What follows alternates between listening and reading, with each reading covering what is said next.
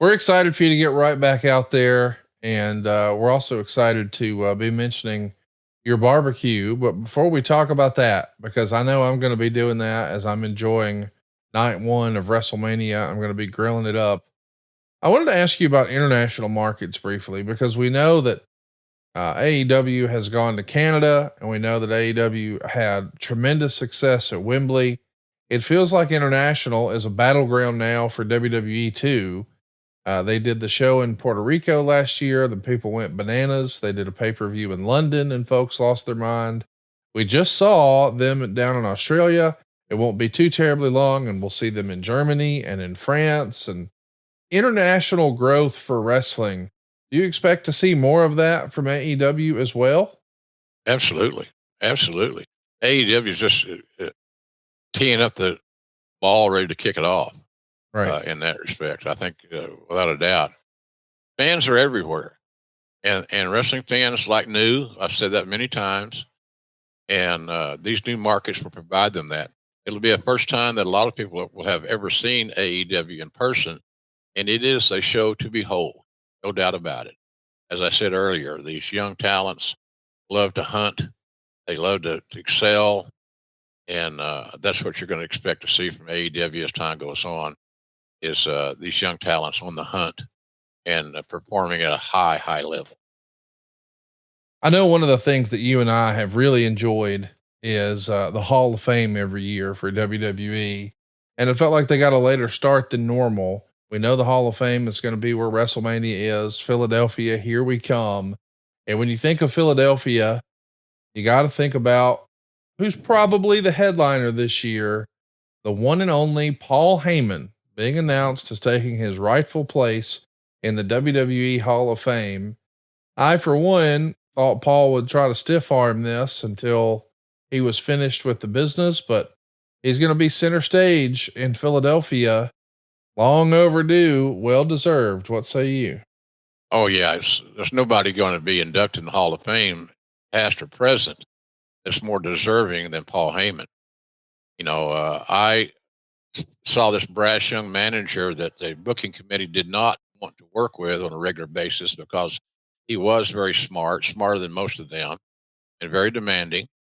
And so my idea was, well, if you guys aren't going to use this kid, I'll use him on the broadcast. So it's my idea to make him a broadcaster to begin and to start with, and he's never let me down or anybody else down that he's worked for in that regard. So uh, he brought the best out of me, without question. He brought the best out of me.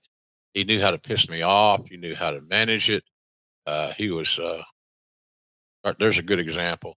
His feet are all propped up, wearing his cowboy boots and his suit, and me trying to make a point that are you that hard headed? Are you that stupid? Oh, he was great. He was great. People really legitimately believe, Connie, that Heyman and I hated each other. Yes. They legitimately believe that we hated each other, and nothing could be farther from the truth. I'm happy to say. So I'm very happy for Paul. I'm proud of him.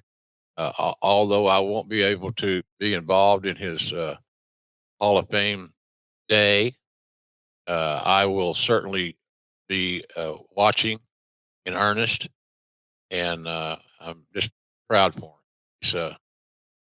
There's nobody quite like him ever, now or then or forever. So good for Paul. Good dude, talented as hell, and has been talented through multiple generations and multiple incarnations. So I'm happy for him, to say the very least. He's very well deserving, and I don't know who else is going in the Hall of Fame this year, but nobody's going to go in that's more deserving. Paul Heyman. I got a wish list I want to run past you. I think this would be a nice year for Bray Wyatt to go in. Where do you land on that one? No problem. I think it's not a bad idea. What about the total package, Lex Luger? I could see it. What say you? I think so. Yeah, I don't know why that wouldn't be a viable, logical option. No, Lex certainly work is deserving of it. His tenure, sacrifice, and all those things. So yeah, I got that'd be a nice addition. Lex is very much deserving. You want to get people talking. Can you imagine if we had a Hall of Fame where we heard from both Paul Heyman and Jim Cornette if the Midnight Express went in this year? That'd be something else, I can tell you. That would be something else, I can tell you that. Well, hey, you never know though. You never know how it's going to work out. Cornette could pop up about anywhere, and wherever he pops up, he's going to be entertaining and thought provoking. So all good, man. I'm happy for all those guys. Hall of Fame's a cool thing. I went in with Lawler in 2007, and it was a happy day to get that phone call. I know exactly where I was. I know exactly what I was walking to a little bar. Phone rang. Kevin Dunn, got some good news for you. You and Lawler are going to go into the Hall of Fame this year. This is few weeks before the announcement was made, and but it was very humbling, to say the least, and something I never thought really that was going to come my way, but it did, and I'm very grateful that it did. Well, we're grateful that we got to catch up with you, Jim. I want to ask you one more thing before we talk about barbecue and wrap up. The other big news that we missed while we were out, Scott D'Amore has been the head of TNA for as long as I can remember, and that is no more. Francis Reyes says, what'd you think, Jim, about the rebranding of TNA? Of course, they went from Impact to TNA. And what happens with Scott D'Amore? Where do you think he'll end up next? Hope you're doing okay as well.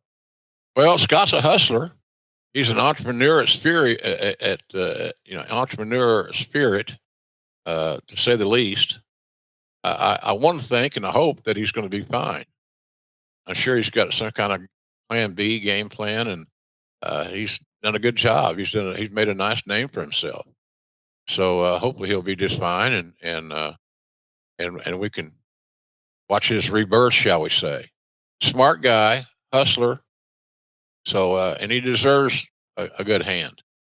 He's worked hard, and he's been invaluable in a lot of ways. So I'm a Scott D'Amore fan in that respect, and only can hope that he lands on his feet and continues to do well. Hey, it's Conrad Thompson here to tell you a little more about what adfreeshows.com is all about.